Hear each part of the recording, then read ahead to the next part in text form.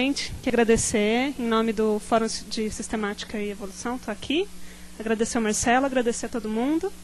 Marcelo é da seção de peixes, era pós-doc lá na seção e agora é professor da Unifesp e veio apresentar para a gente essa palestra. Oi, gente, boa tarde. Obrigado aos presentes. Marina, obrigado pelo convite, a minha também. É sempre bom ter essa oportunidade de estar aqui com vocês. Obrigado a todo mundo. E eu vou falar hoje um pouco, esse é o grupo que eu fiz meu doutorado e acabou que virou um projeto de vida. Eu continuo trabalhando com ele, vim para cá fazer pós-doc com esse grupo. Isso aqui são algumas ideias que eu tenho sobre biogeografia. Na verdade, apesar de ser uma palestra com peixes, eu tentei levar um pouco para esse enfoque da biogeografia para poder abranger mais gente de outras áreas e poder gerar uma discussão maior sobre como acontecem esses eventos de especiação e de separação de espécies no ambiente abissal. O ambiente abissal, toda vez que a gente ouve falar, é sempre como coisas maravilhosas. Bichos abissais, monstros da profundeza, maravilhas desconhecidas. E ainda é bastante comum trabalhos como novas ocorrências, nova ocorrência, nova ocorrência. Acaba que parece que um organismo do ambiente abissal, parece que ele pode surgir em qualquer lugar. Não existe um padrão. E sempre tem novas ocorrências, novas ocorrências, novas ocorrências, dando essa falsa impressão de que, de repente, alguém passa uma rede e vai aparecer um selacanto em qualquer lugar desses. Na verdade, não é bem assim. Existem padrões de distribuição. Toda vez que eu vejo alguns trabalhos de novas ocorrências, eu vejo de maneira bastante cética. Pouca gente faz trabalho de comparativo, de anatomia, de visitar coleções, de ver material e de realmente comparar e ver se é realmente uma nova ocorrência, se é alguma coisa interessante que está aparecendo ali. Às vezes aparece até coisas, nova ocorrência na América no Brasil de um bicho que ocorre no Caribe e na Argentina. Então, na verdade, a ocorrência não é nova. Assim, ela é nova, mas qualquer ocorrência é nova, mas é uma ocorrência esperada. Então, vamos falar um pouquinho agora sobre os peixes, então. Pode passar? Esses são os quiasmodontídeos. Esse é o nome em Portugal, chamado peixe pancinha, e todos os nomes em diferentes idiomas tem a ver com essa característica deles conseguirem engolir uma presa muito maior do que eles. Esse é um quiasmodontídeo. Esse bicho foi achado nas Ilhas Caimã, flutuando, e o primeiro exemplar de quiasmodontídeo que foi achado, ele também foi achado flutuando com uma presa muito maior do que ele. Quando ele foi achado, a barriga não estava rompida, e ele foi achado por um pescador, e dentro dele tem um gempilide ou um triquiuride, que é outro peixe carnívoro também. Essa barra em cima dele é mais ou menos o tamanho da cabeça do peixe que está dentro dele. Então, na parte de perguntas, por favor, não me pergunte como ele faz isso, porque eu não sei. Mas essa foto também é bastante didática sobre algumas características dos quiasmodontídeos. Eles têm essa boca enorme, a pré-maxila chega até o ângulo do dentário. A musculatura hipaxial, que é essa musculatura da parte ventral do corpo, ela é toda reduzida em feixes musculares. Aqui tem um deles e aqui passa outro desses feixes. A cintura pélvica ela é desconectada da cintura escapular. Aqui está a cintura pélvica deles. Em acantomorfas ou em percomorfas, a cintura pélvica ela é conectada à cintura escapular. E eles não têm escama no corpo. O corpo deles é nu. Então, a família é composta por 4 gêneros. São 33 espécies. Quiasmodon tem 7 espécies válidas. É um gênero extremamente conservado em relação à morfologia. Pseudoscópulos tem 16 espécies válidas, é de longe o gênero com maior diversidade. Disalotos tem 2 espécies válidas, mais uma que está sendo publicada agora. E Cali tem 7 espécies válidas. Pode passar? Eles estão dentro de acantomorfas. São os peixes com espinhos verdadeiros. Esse grupo compreende 60% das espécies de peixes conhecidas hoje em dia. E mais ou menos 300 famílias e 16 mil espécies. Próximo. Dentro de acantomorfa, a visão tradicional é que eles fazem parte de traquiniformes.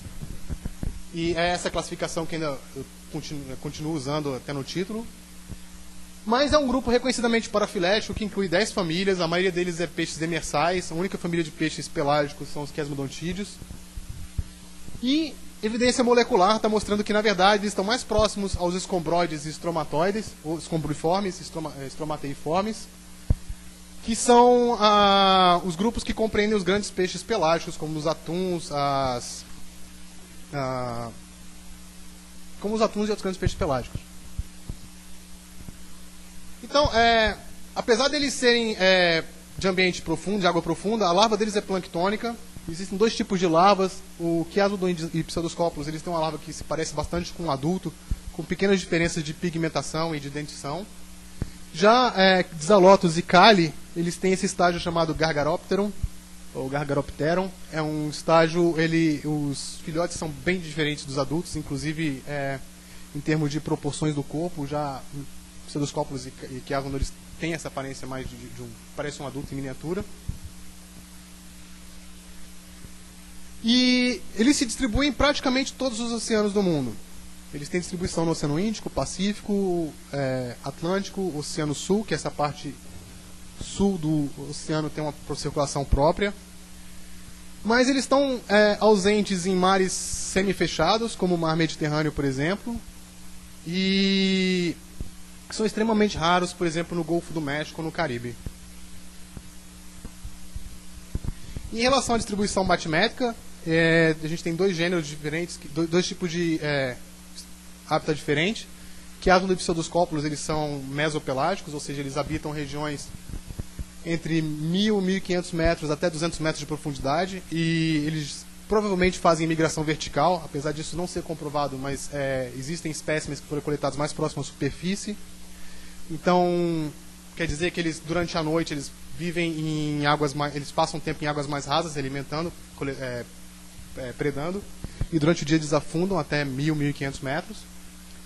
E Xalotus e Cales, eles são bate-pelágicos, eles têm uma estrutura óssea bem mais frágil, e eles provavelmente não fazem essa migração vertical, eles ficam entre 1.000 e 3.500 metros. Tem alguns registros deles abaixo de 4.500 metros que eu não acredito muito bem nessa hipótese. Geralmente são redes que vão fazer arrasto de fundo nessa profundidade, e aí quando essa rede sobe, eles provavelmente são capturados por acidente, então eu excluí esses registros abaixo de 4.000 metros. Bom, esse é um tipo de ambiente bastante único em termos físico-químicos. Aqui a penetração de luz, a maioria dos espectros luminosos eles param a cerca de 200 metros de profundidade. É nessa região a partir dessa região não existe mais fotossíntese, mas a luz ela pode ser captada ainda até mais ou menos 1.000 metros de profundidade. Então essa região entre 200 e 1.000 metros de profundidade é chamada de região da penumbra. Em termos de temperatura, existe uma termoclina. A partir dos 50 metros a temperatura começa a cair abruptamente, e essa termoclina vai até mais ou menos 1.000 metros. E junto com isso tem um aumento de densidade, uma diminuição abrupta de densidade e um aumento gradativo de nutrientes dissolvidos na água, provavelmente em relação à ausência de fotossíntese. Também existe uma diminuição em forma de clina da quantidade de oxigênio dissolvido na água.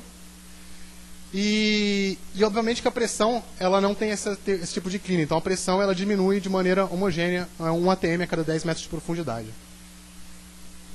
Pode passar.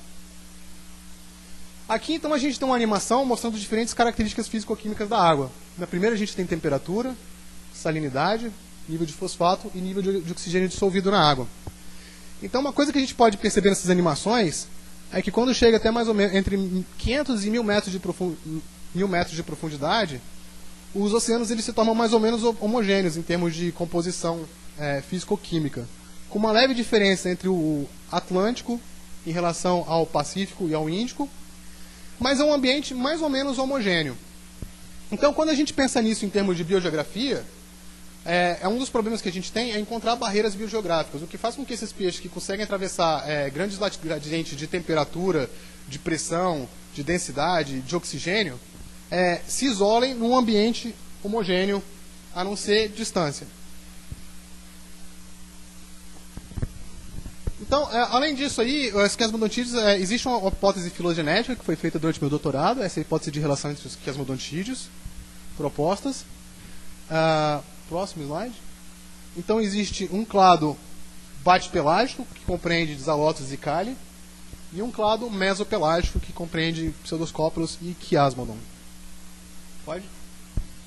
E aí, dentro do cladograma, né, os gêneros aparecem todos bem corroborados, com diversas sinapomorfias. Então, são todos eles monofiléticos, não há dúvidas em relação a isso. Os gêneros são bastante diferentes em termos de um do outro.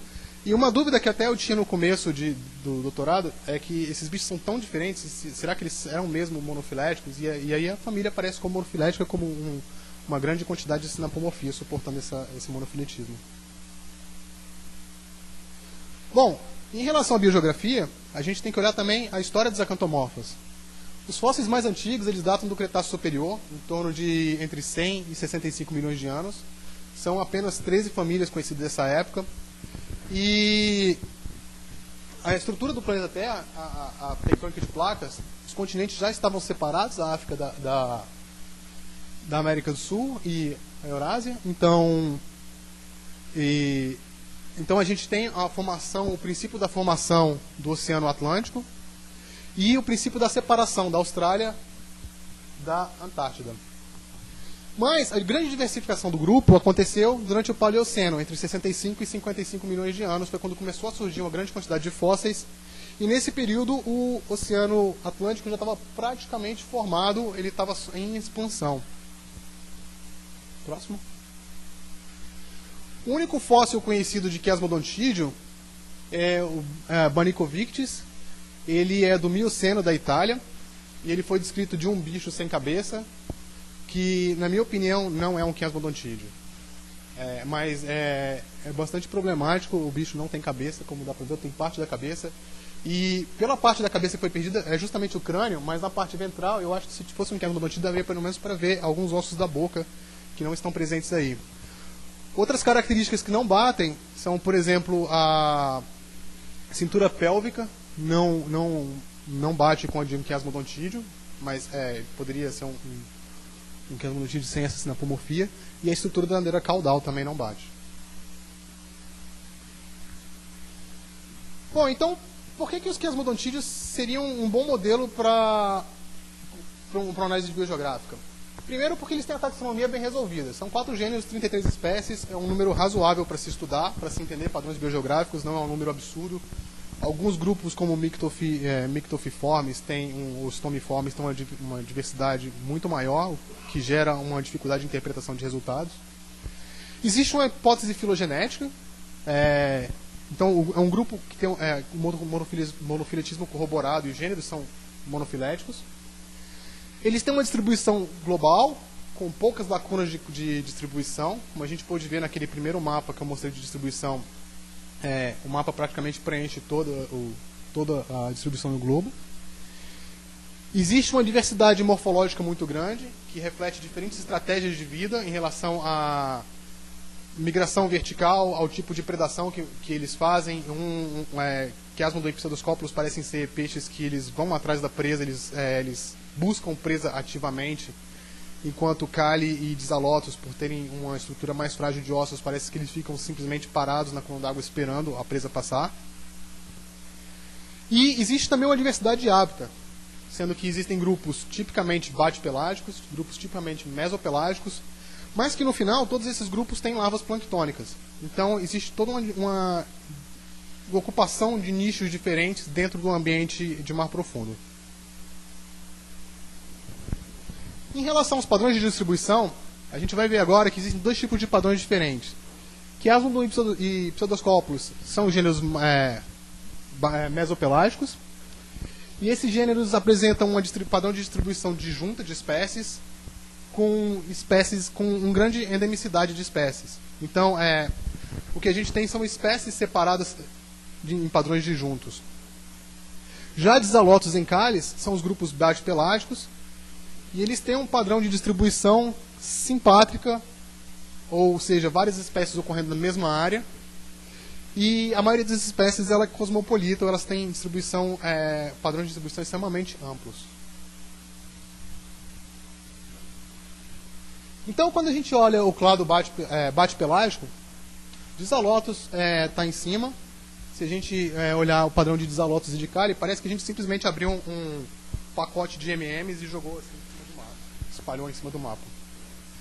Uma coisa curiosa é que, apesar dessas espécies terem uma distribuição extremamente ampla, existe uma espécie de Dizalotos que só é conhecida da localidade tipo, essa que está sendo descrita agora.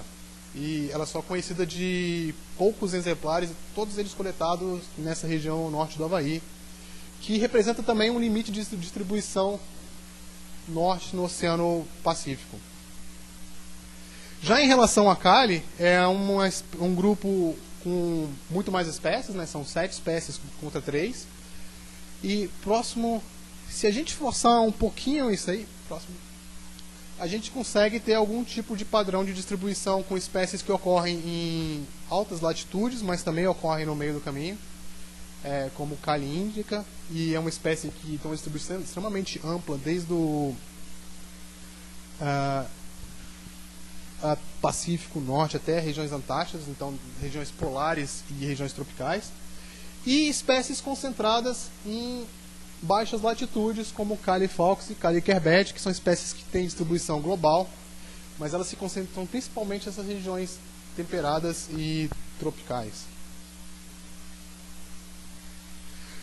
Já quando a gente olha os clados mesopelágicos, a gente consegue estabelecer padrões de acordo com a filogenia deles. Então, a gente tem que grupos monofiléticos dificilmente ocorrem na mesma área. Então, a gente tem, por exemplo, Chiasmodon pluriirradiatus, que é essa espécie que ocorre no Pacífico Norte. Desculpa, Chiasmodon asper, que é essa espécie que ocorre no Pacífico Norte.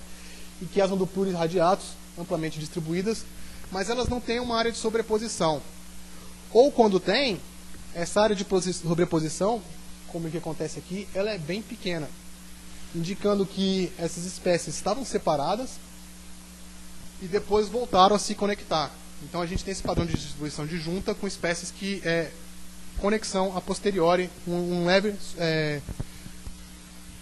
sobreposição de distribuição que eu acredito que tenha acontecido a posteriori. Então a gente tem espécies também que ocorrem em grandes latitudes, espécies mais tropicais, mas sempre com esse padrãozinho, esse padrão de distribuição. Próximo. Quando a gente passa para pseudoscópulos, a gente vê que esse padrão meio que se repete. Com clados, existem algumas espécies com distribuição extremamente amplas, outras com distribuição restrita, mas dentro do mesmo clado a gente vê que quando ocorre a sobreposição é uma área bastante pequena. Na maioria das vezes não ocorre sobreposição. Próximo. E aí é mais um exemplo do mesmo padrão, que se repete ao longo do cladograma. Então, vamos dar uma olhada agora nos mecanismos que fazem com que ocorra esse isolamento.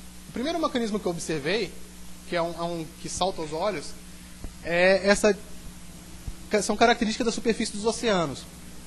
Quando a gente olha a superfície dos oceanos, existem diferentes características. Essa aqui é a temperatura, salinidade, quanto mais vermelho, maior a concentração, ou maior a temperatura. Nível de oxigênio dissolvido, com mais oxigênio dissolvido, com menos oxigênio dissolvido nas áreas tropicais e mais nas áreas de água fria. E concentrações de fosfato. Bom, a gente está falando de espécies que ocorrem em águas profundas, então é um pouco estranho que características que se perdem a partir dos 500 metros tenham alguma interferência na distribuição dessas espécies. Mas uma coisa que deve se pensar é que essas espécies elas têm larva planctônica. Então, talvez um fator limitante seja dessas características superficiais, seja não em relação aos adultos, mas em relação às larvas. Pode passar? Então aqui, quando a gente sobrepõe, eu me ative só a temperatura global, mas lembre-se que quando a gente fala de temperatura, a gente tem vários outros fatores que estão atuando juntos ali. Então a gente tem espécies com distribuição subpolar, tanto em Chiasmodon, com 2 espécies de distribuição subpolar, quanto em pseudoscópulos. A gente tem espécies com distribuição subtropical ou tropical. Ocorre tanto em pseudoscópulos quanto em Chiasmodon. Agora pode passar. E aí, a gente tem também mecanismos de isolamento de populações que estão ligados a fatores bióticos, distribuição de outras espécies que influenciam na distribuição dos quiasmodontídeos. Isso nem sempre é fácil de identificar, mas nesse caso é bastante fácil. A distribuição dos quiasmodons está relacionada com a distribuição ou abundância de crio, principalmente dessas duas espécies de eufásia. Então, pode passar. Essas espécies, elas ocorrem no Oceano Pacífico. Aqui a gente tem duas espécies de quiasmodontídeos que ocorrem, Pseudoscopus scutatus e Quiasmodon braueri. Elas ocorrem dos dois lados do oceano, tanto Pacífico quanto Atlântico. Então, os continentes em si, eles aparentemente não representam uma barreira geográfica para essas espécies. E quando a gente vê a temperatura, apesar dessas espécies não ocorrerem em águas mais frias, aparentemente elas dão um jeito, seja através do Oceano Índico, de chegar do outro lado. Então nós temos duas espécies de distribuição bastante amplas, mas que existe um buraco na distribuição delas bastante representativo ao longo da costa Pacífico, do Pacífico Ocidental, Pacífico Oriental. E esse buraco na distribuição, apesar de no mapa não parecer tão grande assim, mas esse aqui é o Havaí. Então é um buraco bastante grande na distribuição de duas espécies que têm distribuição tão ampla. Em contrapartida, a gente tem espécies que estão restritas a essa área de distribuição. Então existem duas espécies, uma de Quiasmon e uma de Pseudoscopus, que só existem nessa área. Quiasmon subniger e Pseudoscopus lavenbergi, e elas estão restritas a isso aí. Próximo, por favor. Quando a gente sobrepõe o mapa de distribuição dos quiasmodontídeos ao mapa de distribuição daquelas duas espécies de crio, a gente vê que Quiasmodon braueri e Pseudoscopus scutatus, elas não ocorrem justamente na área onde essas duas espécies de crio são mais abundantes. Próximo. E quando a gente sobrepõe a distribuição de Quiasmodon subniger e Pseudoscopus lavenbergi com essa distribuição, a gente vê que eles ocorrem justamente na área de maior abundância dessas espécies e um pouquinho fora dessa área de distribuição, mas essas espécies também ocorrem por ali. Esse gráfico só representa a área de distribuição com maior abundância. Então, o que acontece é que essa área, na verdade, ela é bastante conhecida como uma área de ressurgência e uma área que a produtividade primária é bastante grande e que existe uma abundância enorme desses camarões. Basicamente, o que esses camarões fazem é se reproduzir, defecar e morrer. Então, a produção de biomassa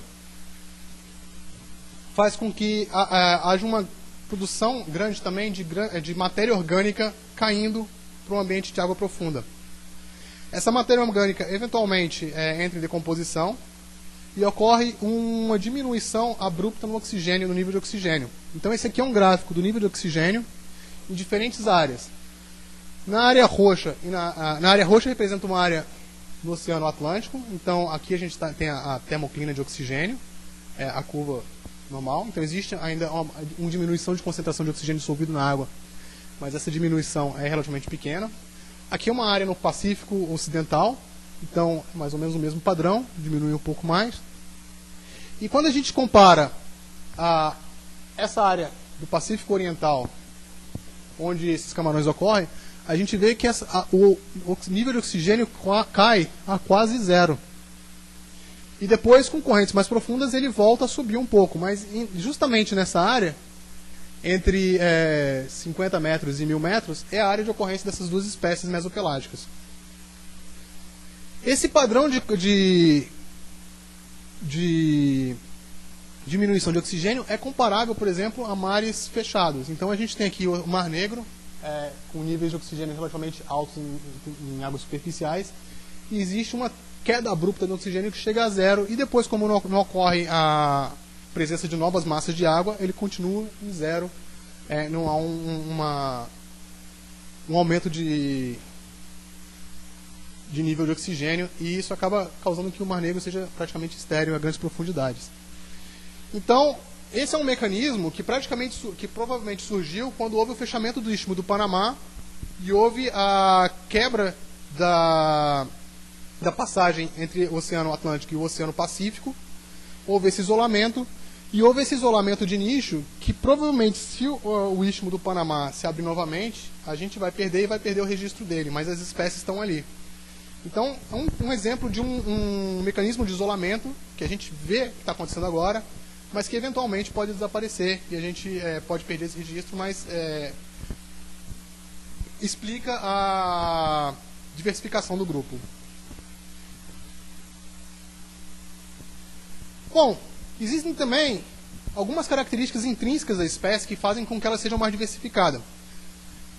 Se a gente comparar o gênero Pseudoscopus, ele tem 16 espécies. Se a gente comparar os outros 3 gêneros, são 17 espécies. Então, metade da diversidade da família está representada nesse gênero aqui.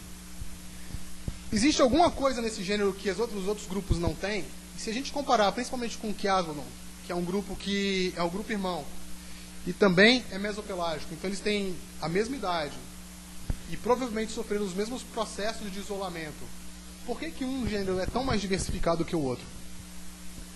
Bom, a resposta para isso talvez seja o surgimento de caracteres-chave no padrão de diversificação. Pseudoscopus é o único gênero de Chiasmodontídeo que tem fotóforos. E se a gente for olhar a maioria dos organismos mesopelágicos e baixo-pelágicos, ou abissais até, que vivem no oceano profundo, eles têm fotóforo. Então a presença de fotóforo, os fotóforos são estruturas chaves, ou estruturas bastante comuns em organismos que vivem nesse tipo de ambiente, e provavelmente são relacionados também à diversificação dos gêneros. Então, dentro de Chiasmodontídeo, a gente tem 5 padrões de fotóforos diferentes. Esses 5 padrões estão aqui para ilustrar. Eu vou meter a um grupo, que é esse grupo que fica aqui próximo à maxila, é o grupo supramaxilar. Então a gente tem desde uma linha alongada, paralela à pré-maxila, à maxila, né? Essa linha fragmentada, com uma concentração um pouco mais próxima ao preopérculo. A ausência de uma linha, na verdade, aqui nesse terceiro grupo, é só um triângulo que se forma. Nesse outro grupo é um triângulo também, mas em vez desse triângulo estar paralelo à pré-maxila e à maxila, ele é paralelo ao preopérculo. E ainda existe um padrão com o triângulo e um grupo mais à frente, abaixo do olho. Então, esse foi só um exemplo de diferença de fotóforos, mas existem grupos diferentes entre as espécies, existem padrões completamente diferentes, principalmente nesses grupos de fotóforos aqui ventrais, na região da barriga dos grupos. Pode passar? Bom, aqui esses grupos estão relacionados com o cladograma, então a gente tem o grupo 1 é presente em todas as espécies desse grupo, com pequena variação dentro deles. O grupo 2 está presente dentro dessas espécies e assim por diante. De fato, 2 espécies de Pseudoscopus não possuem fotóforos. Pseudoscopus afus é a espécie mais basal. Então, apesar de várias vezes a gente vê na literatura que o Pseudoscopus é um gênero diagnosticado pela presença de fotóforos, na verdade, os fotóforos surgiram depois. Existe uma espécie que a presença de fotóforos não é uma sinapomorfia de Pseudoscopus. E Pseudoscopus parini, que nitidamente é uma espécie que perdeu os fotóforos secundariamente. E se a gente olhar com bastante atenção nessa espécie, dá para ver ainda as linhas de impressão justamente no local onde os grupos de fotóforos ficavam, mas eles não têm mais os órgãos de produção de luz. E agora, se a gente olhar, sobrepor as nossas 3 informações, que são o mapa de distribuição, a filogenia e essa informação em relação aos fotóforos, a gente vai ter que grupos que têm padrões de fotóforos semelhantes, eles não ocorrem na mesma área de distribuição. Então a gente tem aqui Pseudoscopus altipinis, com distribuição ampla, e Pseudoscopus paxtoni, a distribuição mais restrita. Aqui é o grupo 5 de fotóforos. A gente tem 2 espécies com distribuição antitropical e uma espécie com distribuição tropical no Pacífico. Uma pena até, assim, que eu realmente gostaria que essas espécies fossem irmãs, as espécies com distribuição antitropicais, mas não saiu assim. Então, aparentemente, o que aconteceu é que a gente tinha uma população que depois se separou em uma espécie tropical e outra endêmica do Oceano Atlântico. Próximo. E a mesma coisa acontece com outros clados. Então, nesse clado aqui do grupo 1, a gente tem espécies que são bastante similares com esse padrão de distribuição. E aqui a gente tem uma politomia e a gente vê que as espécies elas não ocorrem na mesma área. Nesse caso aqui, quando a gente tem uma espécie com uma distribuição bastante ampla, que sobrepõe as espécies das outras e meio que contradiz o que eu acabei de falar sobre não existe essa sobreposição de espécies, essa espécie, pode passar, ela tem características bastante peculiares, não só de fotóforos, mas também de dentição. Esse aqui é o Pseudoscopulus obtusifrons, e uma das características dele é que ele tem esses dentinhos aqui em forma de gancho, posicionados na parte externa da pré-maxila. Então ela é a única espécie de quiasmodontídeo que tem essa característica. E talvez essa característica seja tão importante no reconhecimento das espécies que faz com que ela consiga se sobrepor a outra espécie sem que haja esse choque de informações de fotóforos. Pode passar? Bom, agora na parte final dessa apresentação, isso é uma ideia que eu tive, uma ideia que eu estou meio que desenvolvendo. Na verdade, existem ideias paralelas a isso, mas nunca ninguém disse claramente o que eu estou pensando em relação aos fotóforos de quiasmodotídeos. Os fotóforos eles estão presentes em vários grupos de peixes abissais e às vezes até alguns grupos de peixes que ocorrem em águas mais rasas. Existem diferentes estruturas morfológicas com diferentes funções.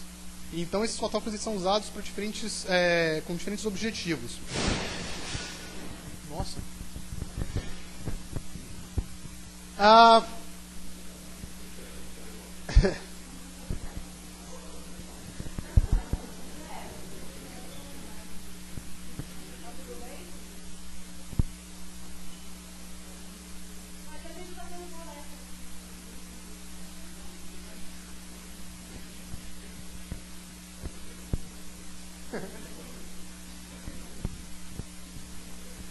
Então, nos estomídeos e nos ceratioideae, que são esse grupo de peixes pescadores ou peixes diabos, os fotóforos eles estão desenvolvidos em forma de isca. Esse aqui é o primeiro raio da nadeira dorsal modificado e na ponta dele existe um fotóforo. Então esse bicho ele usa isso como uma isca para atrair presas, fica na frente dele e aí quando alguma possível presa chega perto, ele vai e come. Esse bicho ficou meio notório por causa do filme Procurando Nemo, apesar daquele bicho não existir com aquele padrão de fotóforos, né? Mas alguns deles usam como lanterna. Aqui é um bicho de água rasa, um anomopolide, e esse aqui é um estomídeo de água profunda. E curiosamente, esses bichos eles têm um fotóforo de coloração avermelhada, que é um comprimento de luz que geralmente a maioria dos peixes de água profunda não conseguem ver. A luz vermelha não chega a partir dos 100 e pouco, entre 100 e 200 metros, a luz vermelha é completamente filtrada. Então a maioria dos organismos que vivem nessa profundidade eles não têm pigmento que percebe a luz vermelha. Mas esses bichos têm, e eles usam esse fotóforo aqui que fica embaixo do olho para iluminar potenciais presas. Então é um fotóforo que emite luz vermelha que só eles conseguem ver. Pode passar. Nos Plagioctides, eles têm um mecanismo de produção de luz que não sei se chama exatamente um fotóforo. Eu acho que é porque é uma glândula que produz uma substância bioluminescente que fica embaixo da cintura escapular. Essa glândula tem uma válvula e quando esses bichos se sentem ameaçados, eles soltam essa substância bioluminescente na água, mais ou menos como os polvos fazem com a tinta preta, a lula faz também, e alguns polvos fazem alguns camarões fazem com substância bioluminescente. Então eles soltam a substância na água e fogem. Então eles não têm a substância presa esse fotóforo preso ao corpo, mas é um mecanismo de ludibriar a presa, chamando a atenção para outra coisa. A maioria dos organismos mesopelágicos, baixopelágicos, tem fotóforos ventrais. Então aqui a gente tem uma lula, aqui um mictofídeo. E durante muito tempo se disse que esse padrão de fotógrafos é usado para um mecanismo de contra-iluminação. Então esse é um mecanismo mais ou menos que as zebras têm com aquelas listras. Então os fotóforos, eles na verdade servem para quebrar a silhueta do organismo num fundo monótono. Então, com esse experimento aqui, isso aqui seriam como os peixes, os mictofídeos, eles são vistos por outros peixes. Quanto menor o número, maior o grau de resolução óptico do olho de outro peixe. E esse número aqui é 1 metro de distância, 2 metros, 4 e 8 metros de distância. Então a gente vê que com esse padrão de quebrar a silhueta, a mais ou menos 4 metros de distância, o mictofídeo ele se torna praticamente invisível a outros peixes com esse mecanismo de contra-iluminação. Pode passar. Existe também um dimorfismo sexual em alguns grupos. Esse aqui são 2 mictofídeos, diáfos. E esse aqui é o macho, tem esse órgão luminescente embaixo do olho bem maior do que a fêmea. E dentro de mictofídeos existem outros exemplos de dimorfismo sexual com padrões de fotóforos. E aí, em 2000, o Arendt, ele na verdade ele fez um trabalho de anatomia de olho. Ele verificou que a morfologia da fóvea desses peixes pelágicos, esses peixes pelágicos com grandes pupilas, com grandes olhos, ela, na verdade, era um mecanismo muito bom de perceber diferentes padrões de flashes bioluminescentes. E, na verdade, o que esses fotóforos fazem, eles não são uma luz estática que ficam acesos o tempo todo, eles ficam piscando. Mais ou menos como os vagalumes fazem. Na verdade, esse trabalho aqui, ele estava querendo mostrar que esses predadores conseguiriam ver esses padrões, identificar esses padrões e ir atrás da presa. Mas eu acho que existe também uma coisa por trás disso aí, que é da espécie identificar o padrão não só de fotóforos, que ocorre aí, que ocorre dentro da espécie, mas também o padrão de pisca-pisca do fotóforo, do jeito que o fotóforo pisca. Então, a ideia nova que eu tenho é que esses fotóforos, pode passar, eles funcionam também como um mecanismo de reconhecimento dentro das espécies. A maioria desses peixes pelágicos, eles vivem em grandes cardumes com diferentes espécies. São cardumes gigantescos, ou agrupamentos gigantescos de diferentes organismos que fazem essa migração vertical. E dentro desses cardumes, de alguma forma, eles têm que se reconhecer. Tanto que seja para reprodução, quanto para não haver um canibalismo ou exemplares comendo a mesma espécie. Então, isso aqui foi um ensaio que eu fiz rapidinho. Eu peguei um representante de cada grupo. Em cima a gente tem um Pseudoscopulus. Aqui a gente tem Cali, Dizalotus e um Chiasmadon. E aí eu apaguei as luzes. E basicamente o que a gente tem num ambiente de penumbra ou num ambiente com luz restrita é isso aí. Então, com os Pseudoscopulus, que são os grupos que têm fotóforo, eles teriam essa possibilidade de reconhecer os padrões dentro do grupo. É lógico que isso vai estar piscando, não vai estar estático assim. Mas em outros grupos eles vão ver simplesmente penumbras de outros peixes. Então, não só isso serviria para enganar predadores, mas também para que houvesse um reconhecimento dentro da própria espécie. Bom, então, conclusões em relação ao trabalho, né?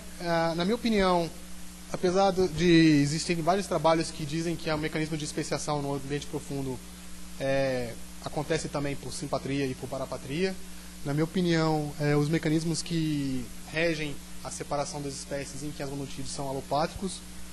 Isso é bem claro para os mesopelágicos. Para os batipelágicos talvez sejam mecanismos muito rápidos e a gente não pode reconhecer, então não dá para falar nada, mas pelo menos para os mesopelágicos são mecanismos de separação alopática.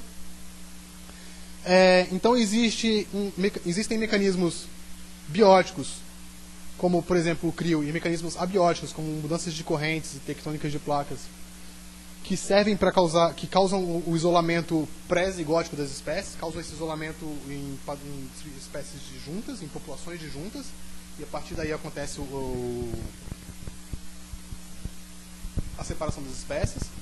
E, aliado a isso, existem mecanismos intrínsecos e mecanismos biológicos que fazem com que essas espécies, depois que eventualmente essas populações estejam separadas, essas espécies voltem a se comunicar ou tenham uma leve sobreposição, mas que elas mantenham a identidade, que seriam esses padrões de reconhecimento de populações. Então, a partir do momento que houve uma separação das espécies, uma separação das populações, e houve uma diferenciação, por exemplo, no padrão de fotóforos, e elas voltam a se comunicar, elas já não se reconhecem mais como espécie visualmente.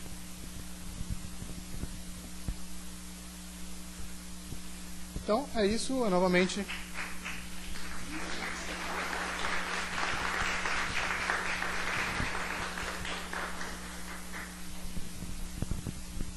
Obrigada, Marcelo.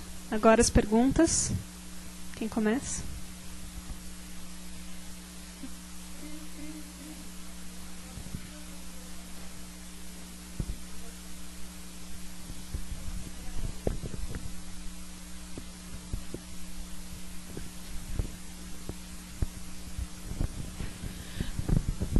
Não, é só uma curiosidade. Quando você falou que tinha, aqui eu acho que é Pseudoscopulus afos, né? Que é o único que não tem fotóforos. Você acha... o que te fez, análise, perceber que aquilo não foi uma regra, quer dizer, não foi uma perda, e sim que, na verdade, nunca teve? Ou seja, que o fotóforo não é uma sinapomorfia para o teu grupo, entendeu?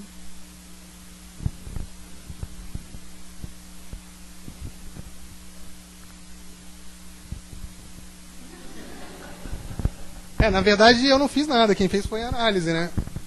Depois que eu rodei a análise, que eu vi que o bicho era basal, que ele não apresenta... Então, fotóforos não é sinapomorfia. No caso de Pseudoscopulus afos, ele não tem nenhum vestígio mesmo de fotóforo. Mas não é isso que coloca ele como basal. Mas no caso de Parini, ele tem as partes, algumas áreas mais claras onde deveriam ser os fotóforos. Mas não é só fotóforos que faz ele ser basal. Inclusive, uma coisa que eu fiz na análise foi tirar todos os caracteres de fotóforos, que na verdade em afos foram codificados como uma interrogação, né? Não tem pesagem, mas eu tirei todos os caracteres de fotóforos e simplesmente coloquei presença e ausência, e eles estão na mesma posição basal, apesar de depois colapsar vários clados. Mas respondeu? É isso? Não, a evidência é só filogenética mesmo.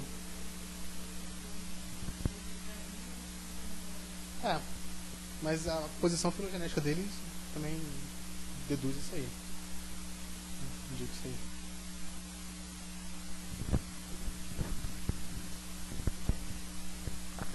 Marcelo, se eu entendi direito, então, a sua mensagem é que não existe biogeografia histórica desses bichos, né?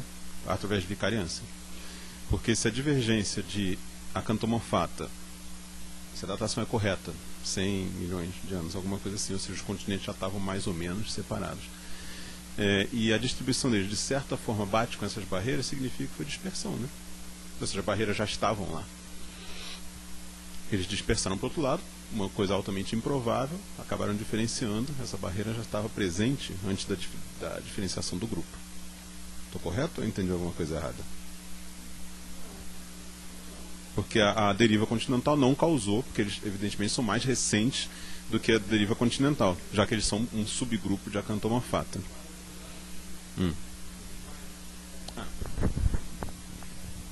Então, continentes como barreiras biogeográficas, sim.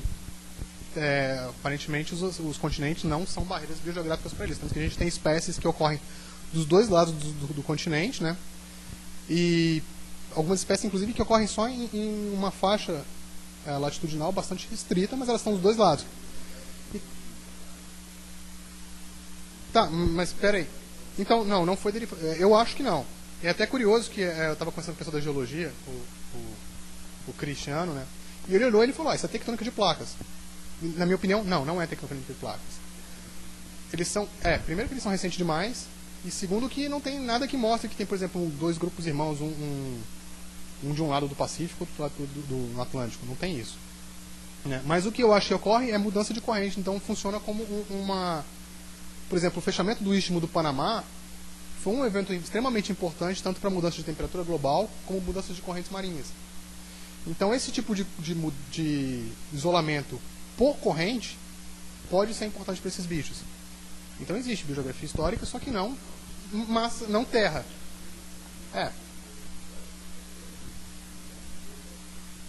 Eu acredito que sim, eles são mais novos, né? E eu não encontrei nenhum padrão relacionado com tecnologia de placas.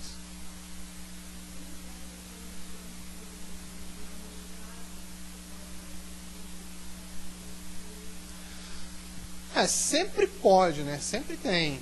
Mas assim, são mais de 500 lotes com localidade. Para peixe abissal, isso é muita coisa. Né? E são pouquíssimas espécies que são conhecidas. Tem 2 espécies conhecidas de um exemplar apenas. Ou de uma localidade apenas. Para a maioria delas, a gente tem vários lotes de várias localidades e é um padrão que se repete. Então, se fosse um padrão único encontrado em um grupinho, não, mas é um padrão que se repete ao longo dos clados. Se você olhar em várias partes da filogenia, para os mesopelágicos, esse padrão se repete. Então, eu acho que é um dado interessante, sim. E eu discordo do Mário, eu acho que existe um padrão histórico. Não relacionado à tectônica de placas, mas... Não, deriva continental não.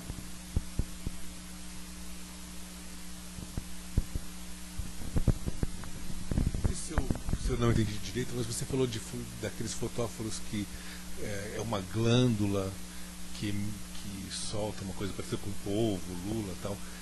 Mas aquilo é um fotóforo? É luminoso? O que ele solta é uma substância luminosa?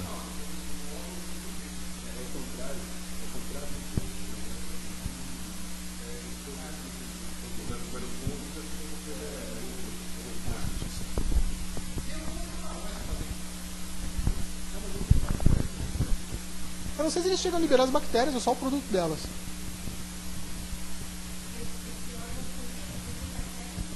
Contém. Até onde eu saiba, contém. Assim, eu nunca li nada a respeito nesse grupo específico. É? Então,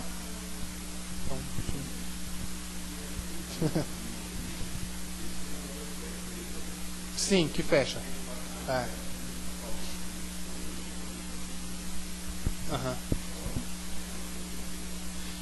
Em Storm...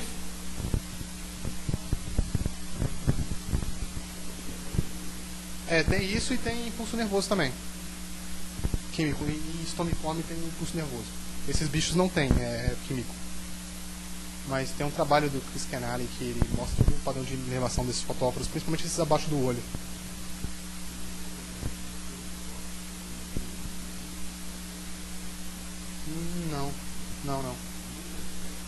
Não, nunca tiveram. Mas nos que tem fotóforos, eles também não têm inervação. Mas aparentemente fotóforo surgiu dentro de pseudoscópulos e é uma característica única dentro da família. O termo fotóforos é meio polêmico, assim, porque surgiu várias vezes em vários. É como o olho, por exemplo. Nem tudo. Não é um homólogo.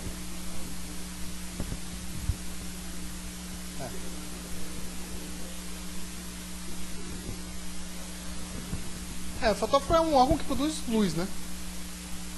Então, por isso que eu até usei um pouco de reticência assim, quando eu falei, um fotóforo. Eu não sei se exatamente isso seria um fotóforo, mas é um órgão que produz luz, então é um órgão luminescente. Não tem aquele padrãozinho de um ponto. Sim.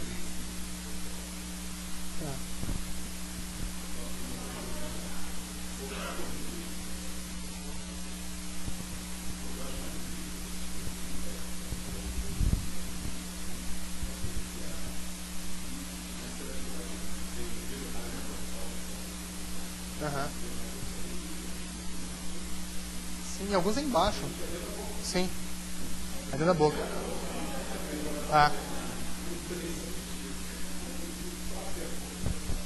E tem alguns estomídeos que tem um barbilhão, né? Que é bem legal. Tem alguns estomídeos que tem um barbilhão.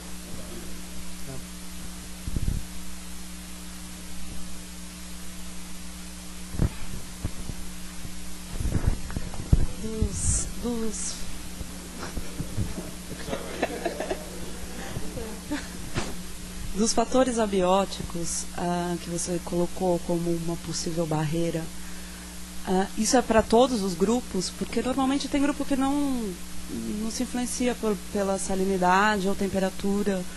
Como é que foi a escolha? E tem muitos outros fatores abióticos, de repente é uma barreira, como carbono. Bom, aquela região de mínimo oxigênio do Pacífico é uma barreira para vários grupos. Então tem várias espécies de peixes e acho que de lulas. Deve ter vários grupos que são endêmicas dali. E tem várias espécies que não ocorrem ali. Então ela funciona para diferentes grupos, não só para Quiasma odontilis. É uma barreira relativamente bem conhecida. Mas é óbvio que deve ter sempre tem algum grupo que passa isso aí, consegue transpor isso aí. Então nem toda barreira serve para todo mundo, é um bom exemplo para todo mundo. Nos meus grupos, só aquelas duas espécies existem naquela região, de peixes mesopelágicos. Os dois gêneros bate-pelágicos, Cali e Disalotes, eles não estão nem aí para isso. Mas eles ocorrem em uma região mais profunda do que onde há o mínimo de oxigênio.